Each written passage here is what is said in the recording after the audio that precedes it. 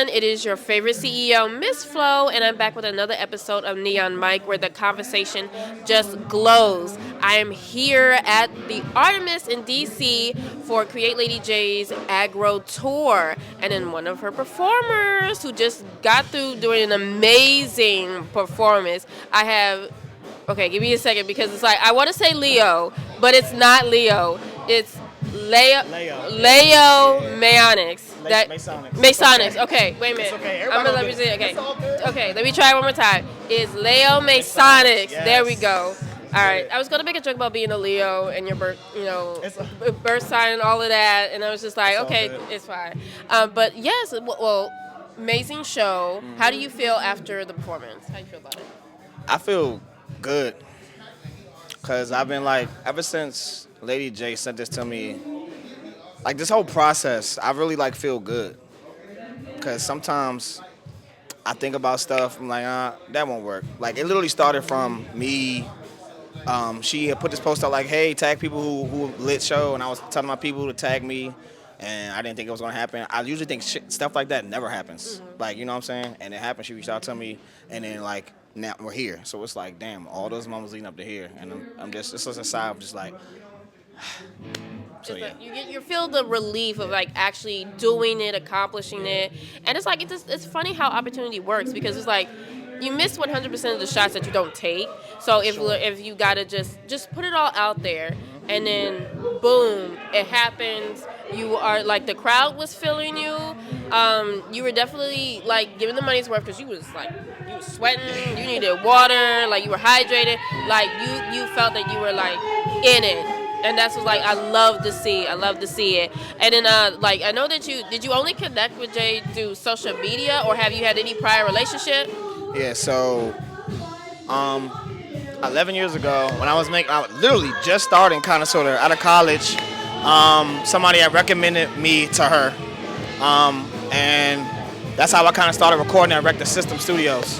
I don't record there anymore, but that's like how I started, and it's literally, we could say a full circle, I guess, moment. Like literally that's where I started, and now she's inviting me on a tour with her. So yeah. It's definitely a full circle moment. Like I love to hear that because it's just like when you are in this industry, it's good to have not just connections but friends, like genuine friends, as y'all are trying to build something out here. And so, but I did a little bit of research before like me coming here, and then I like noticed on your page like you're very big on mentoring the youth and investing into the next generation. So I was wondering like how do you mentor the youth, like in what capacity? So my program is called Clan of Futuristic Artists, hip hop for kids by kids. So if kids want to learn, like it's based on the elements of hip hop. So if kids want to beatbox, they want to DJ, they want to rap, they want to break dance, we bring them in and then we teach them how to do that. But like mainly what we're teaching them is just like the art.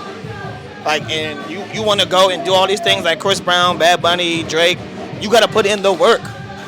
That's the biggest thing now. Like that's one thing I would tell my kids. You got to put in the work.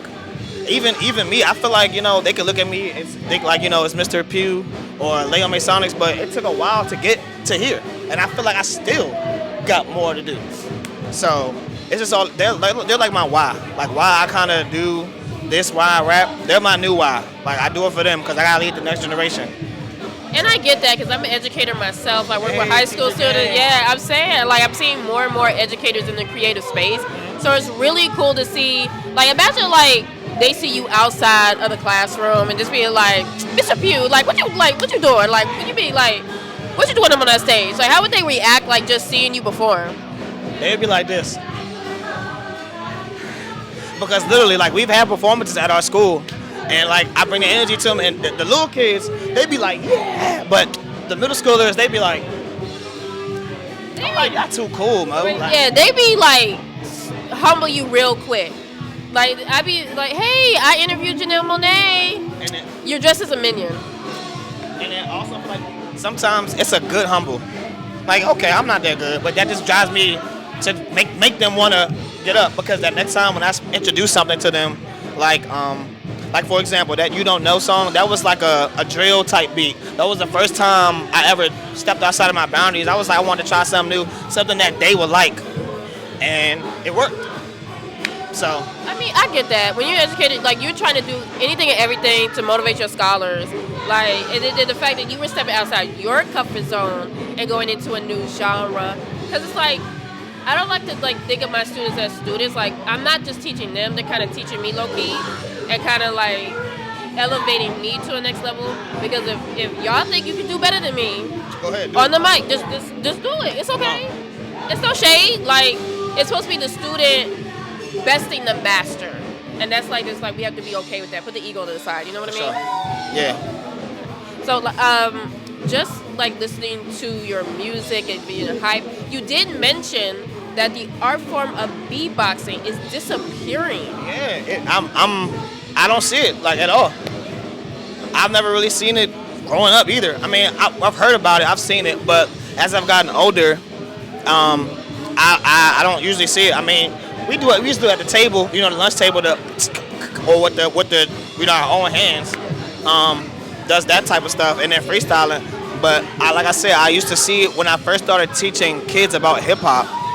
I noticed there was this London beatbox battle group out there, Swiss beatbox, and I'm like, yo, this is crazy. Like, people are coming in droves, and people are getting on their beatbox kits, and they're making sounds, and they're creating whole songs with their voice.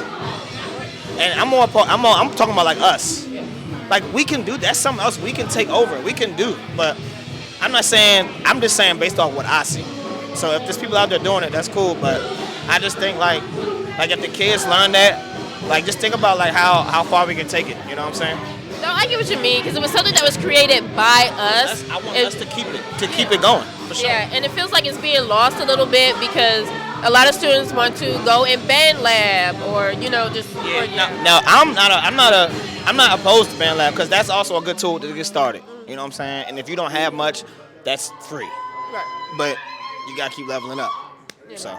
We have to use like all of our instruments. Like, it's not just instrument. Sorry, Mm-hmm. it's not just whether it's on like a computer or if it's instruments. Like, it's in our bodies. It's our voice. It's like, that's how it started. That's how we pass along our stories. That's part of tradition.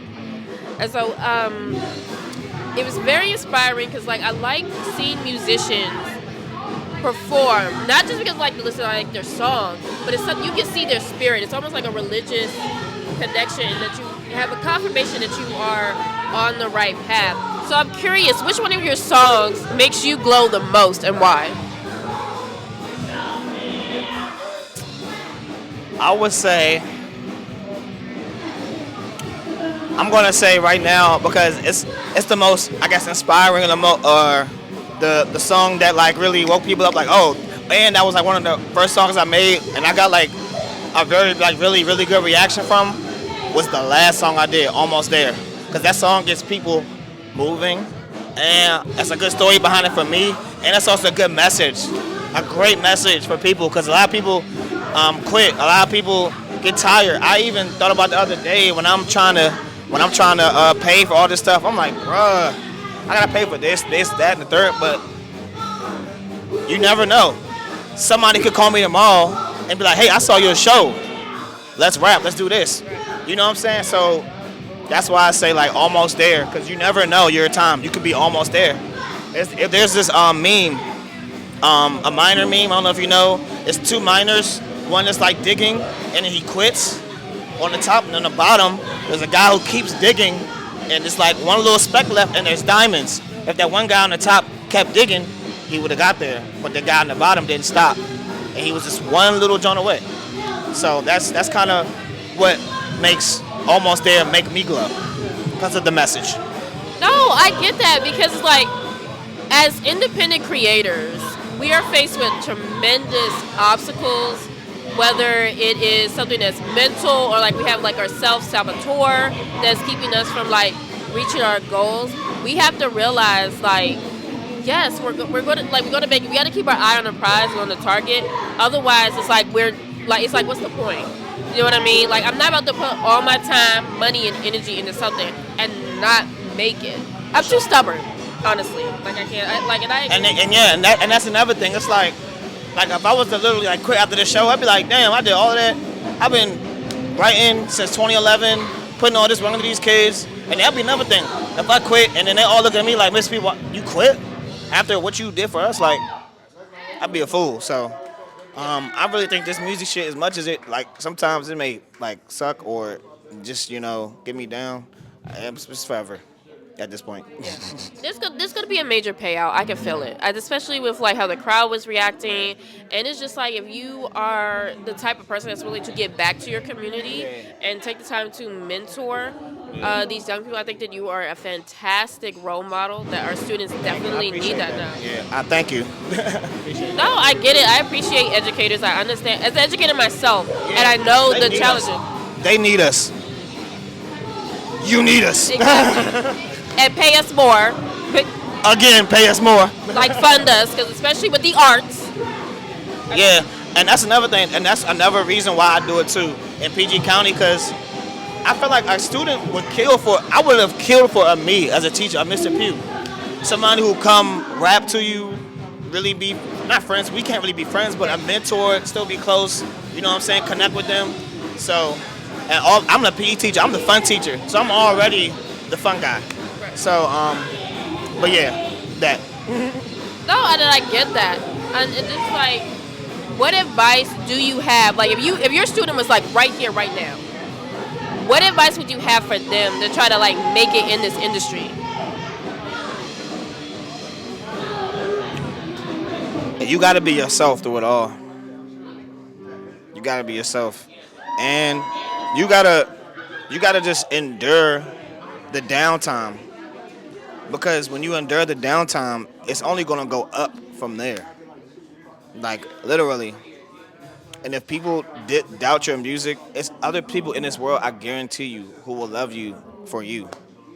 People love genuine music. People love genuine people. Look at J. Cole, bro. That is the number one example.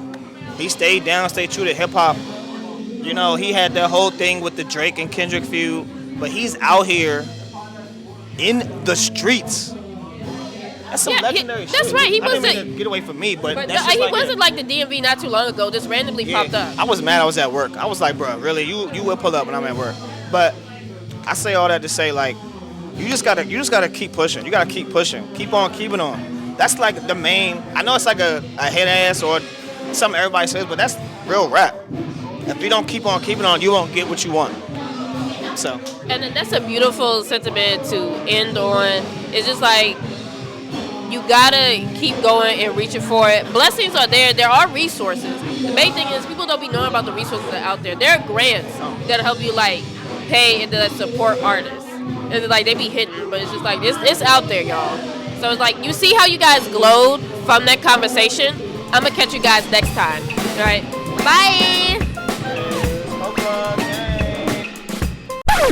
Whoa. That's not the end-all be-all of the Aggro Tour coverage. I had a chance to speak with all of the artists on this amazing tour. In the next coming weeks, you're going to learn about these outstanding performers, and they will become your new favorite band. So subscribe to my YouTube channel and tap the notification button.